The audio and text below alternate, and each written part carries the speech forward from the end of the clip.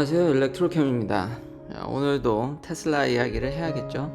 근데 지금 화면에 보면은 새로 나온 갤럭시 S22 울트라 혹은 S22 지금 벤치마크 결과가 있죠. 제가 이걸 왜 띄워놨냐면요, 질문하신 구독자님들께서 좋은 질문 해주셨는데, 지금 테슬라에 제가 쓰고 있는 모델 S 얼마 전에 받은 이게 CPU가 라이젠이죠.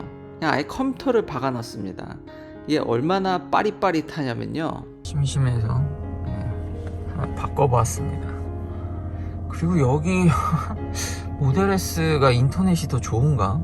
아니, 모뎀이 더 좋은가요? 이 속도가, 근데 제 모델에만 가능한 걸 수도 있습니다. 2022년이랑 모델 Y는 2020년이니까 다운로드 스피드가 전혀 다르네요. 저는 인터넷입니다. 그냥 네트워크 스피드.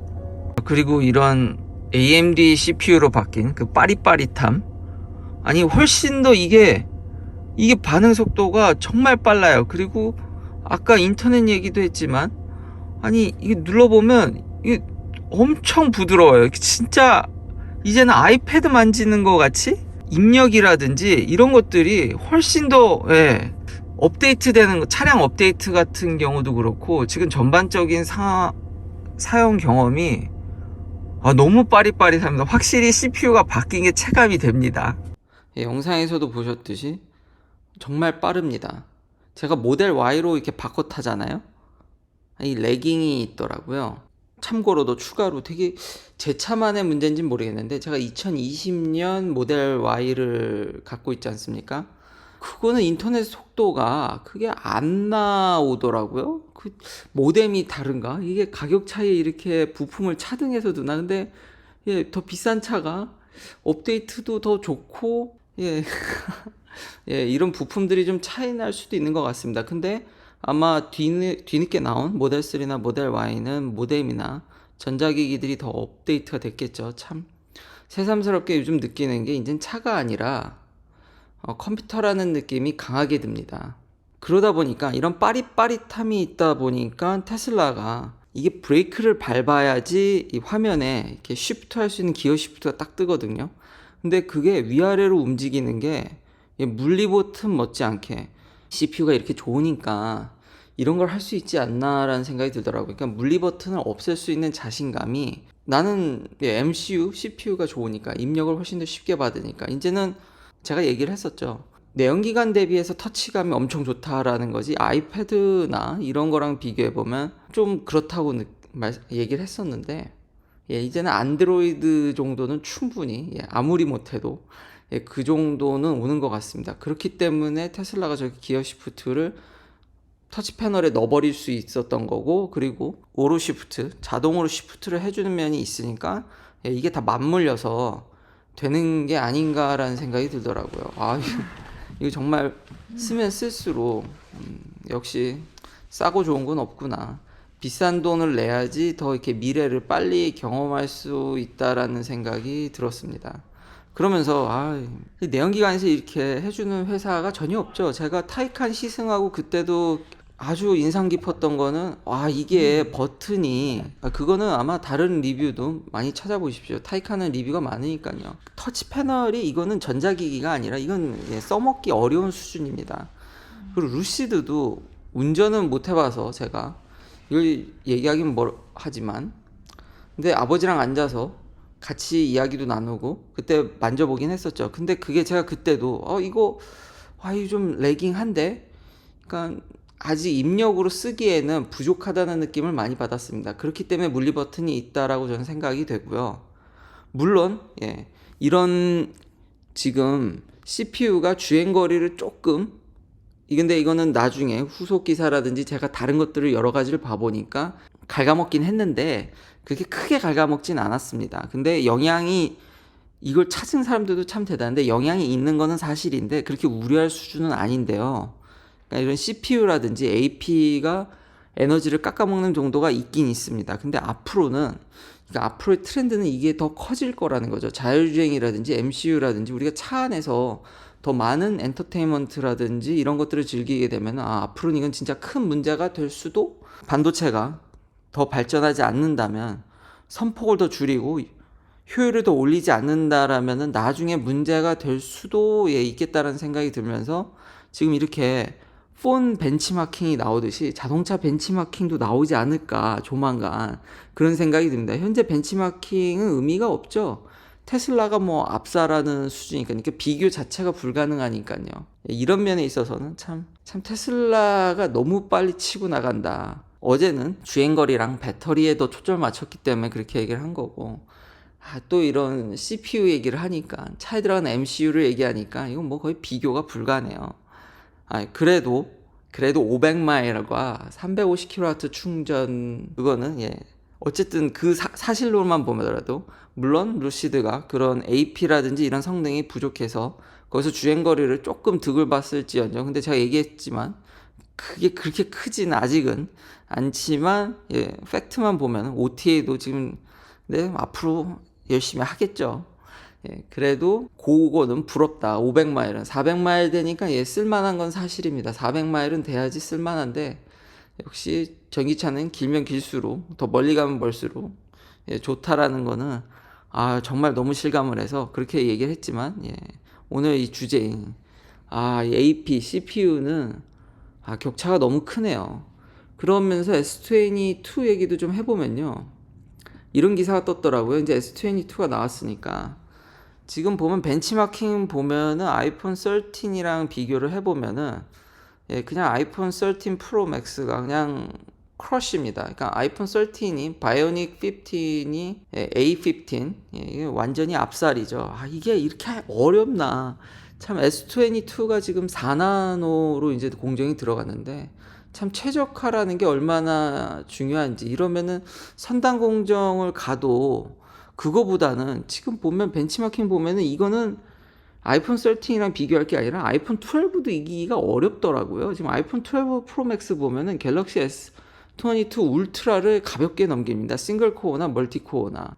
이 좀 최적화의 위력이, 물론 애플은 최적화 플러스 지금 TSMC를 등에 업고 최선단 공정을 달려가고 있죠. 이건 진짜 가랑이가 찢어지겠는데, 그나마 그래도 위안은 지금 GPU 성능은 조금 나아 보입니다.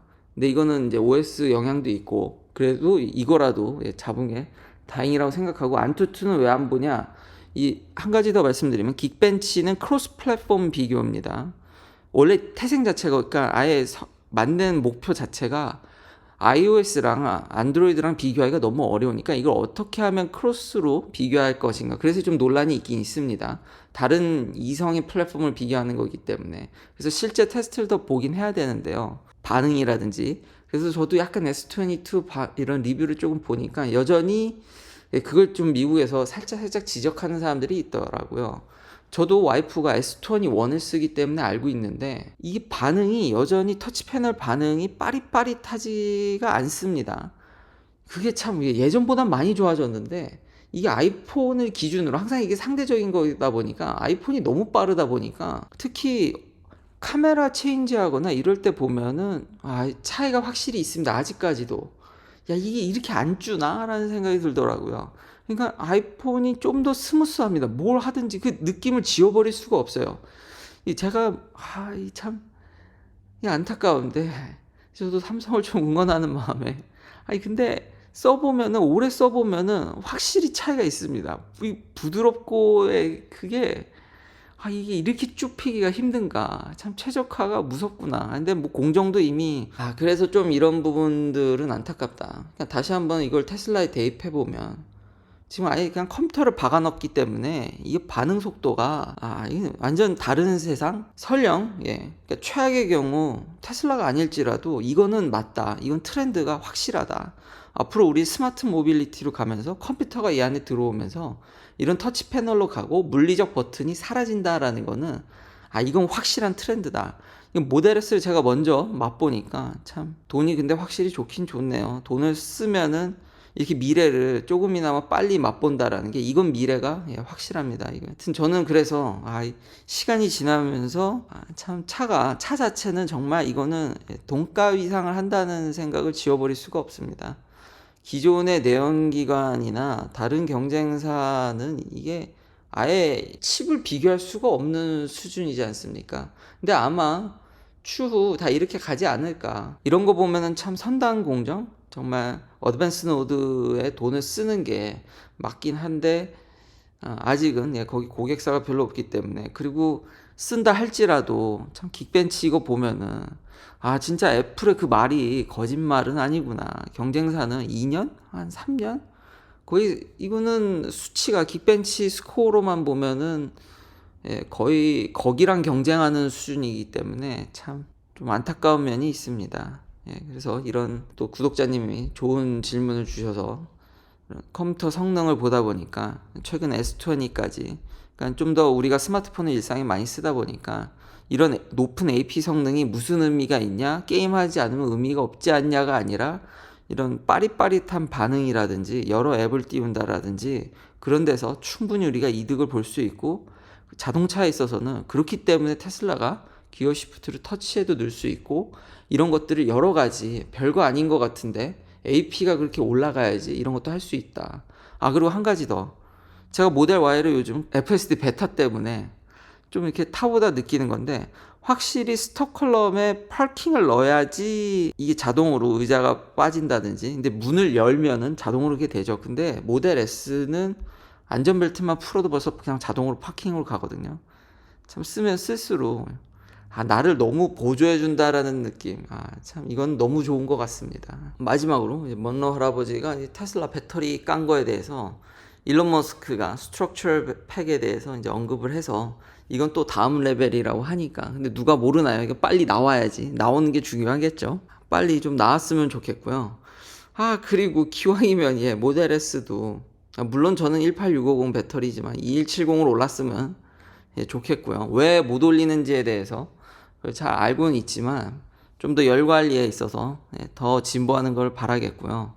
그리고 저희 와이프가 노트를 굉장히 좋아합니다. 그러니까 울며 겨자 먹기로 도저히 배터리나 성능이 이게 너무 떨어져서 계속 노트만 쓰다가 노트가 단종돼서 S21을 사게 된 건데, S22도 한번 구매를, 와이프는 계속 삼성을 좋아하니까 저 역시도 스마트폰은 하나는 한국 기업을 써야 되지 않겠습니까?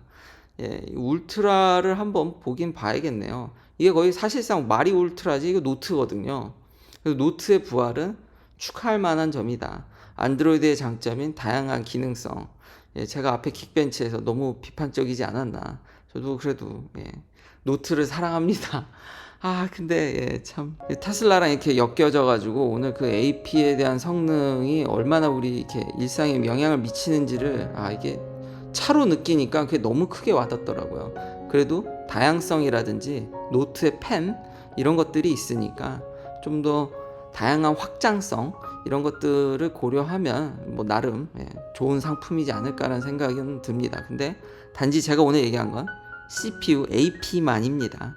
근데 그게 얼마나 영향을 주는지에 대해서만 얘기를 한 것입니다. 긴 영상 시청해 주셔서 감사합니다. 내일도 테슬라 관련 이야기들로 찾아뵙겠습니다.